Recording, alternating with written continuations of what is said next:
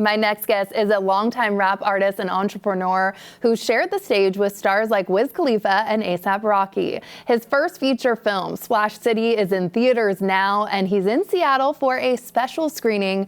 Berner, welcome to New Day. Thank you for having me. Yes, so congrats on this first feature film. Set the scene for us. What is this movie about? This movie is a raw, authentic, edgy crime thriller based in San Francisco. It's two brothers, different paths, and we all kind of know how they can play out. Definitely. And you grew up, I understand, in the Bay Area where the movie's set.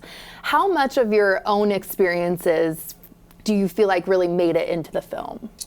I feel like we all kind of know similar characters in the film, so maybe like people I ran into in the past kind of inspired some characters, but just like the city in general, kind of like I wanted to bring that to life in film for the first time. There's not a lot of Bay Area films like this in general, so I want to kind of bring the vibe of the city to life. So a lot of my experience in there.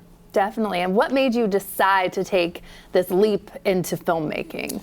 I've been telling stories for a very long time. I think I have about 47, 48 albums out. I wrote a book. I got the New York Times bestseller. I felt like the next level of storytelling for me had to be film.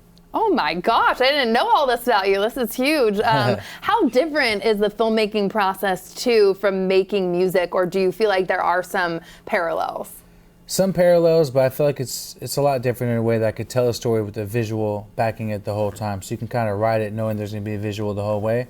So I feel like it's a lot more fun for me to write a film. I'm pretty excited about continuing that. How long did this process take from beginning when you were like, you know what, I think I'm going to make a film? I think it took about 2 to 3 years. Just editing it and getting to where it is today took about 2 years. So we learned a lot. This was like a very expensive version of film school for me. I funded it. I did it all myself. So now I know how to do a film from top to bottom. That's the best lesson I've learned through all this. Oh my gosh. Do you think that this is the first of many then? I mean, did you have so much fun? What's next, filmmaking-wise for you? Yeah, for sure the first of many. I look forward to bringing new stories to life out the San Francisco Bay Area. You have to look at like Boston and New York and LA and Chicago and Baltimore. They all have their stories told already, so I'm here to tell ours. What do you want the takeaway to be? I mean, I'm looking at the cinematography here, and it's stunning too. When people go to watch this film, what do you hope the takeaway is? I hope that people understand any kind of decision you make can really lead to a crazy outcome, so make sure you think before you make decisions. I want people to understand the Bay Area is a beautiful place for film, and that I want them to want more film from the Bay Area, especially like crime thrillers like this. I just want them to know that this is the first of many for us, and we plan to get busy in the film space. Definitely. You're in Seattle, which we're very excited about, for a special screening. What do you enjoy most about getting out and really hearing directly from your audiences? This is how I built my business empire, is by being outside, seeing people, touching people, understanding what their real-time feedback is. It's been really cool to get the validation I needed with the film. Look, we stared at the screen for 2 years. I didn't really know if it was good or if it wasn't. I know I was making it. And so to see people's reactions in real time is priceless for us. Definitely. For someone that hasn't heard of you, like, tell us about your music, where this passion comes from, how you got into this business. I just dream big and execute. I've been wanting to be an entrepreneur since I've been a kid, and I've built multiple businesses, and I've succeeded in things that people have told me I couldn't succeed in with no high school education. I'm just like, I'm a go-getter. I'm dedicated to do what I want to do. So I feel like time, dedication, passion has kind of brought me to where I'm at.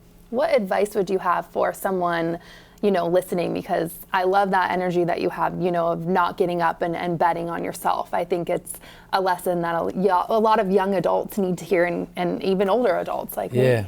I would say if you want to do something, you have to just dream big. You have to see it through. You have to invest in yourself. If you put your own money up, you're not really going to let yourself fail. And anything is possible. Look, they told me clothing was hard. They told me music was hard. They told me film was hard. They told me a bunch of other businesses are hard, and I've kind of broke them all. So. You said you have 47 to 48 albums. Is that correct? Yeah. How do you keep coming up with new music? Like, what inspires you?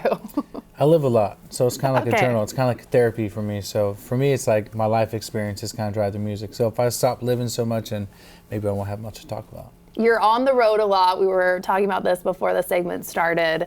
How hard is that to be away from home? Is it still exciting? Tell me more.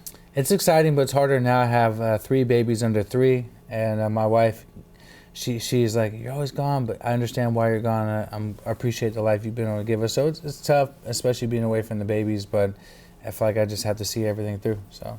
Definitely, you're living the dream. You have found success, like we've talked about, in music, in business, and now film.